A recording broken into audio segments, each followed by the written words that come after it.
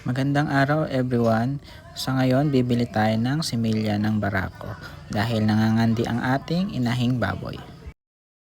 Ang napili naming lugar na pagbilhan ng similya ay dito sa Genetics.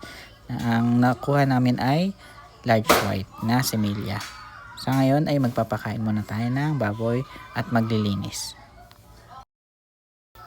Ang similya na bibilhin ay dapat nakalagay sa styro na may yelo para hindi mamatay ang similya sa pagbiyahe. Ito ang halimbawa ng baboy na nangangandi or in-heat. Sa pagsusumpit naman, kailangan ay nakaitaas na may pagkaslante ang pagpasok at pinipihit pa ikot-ikot. Mag-antay ng 5 minuto bago tanggalin ang pangsumpit sa baboy.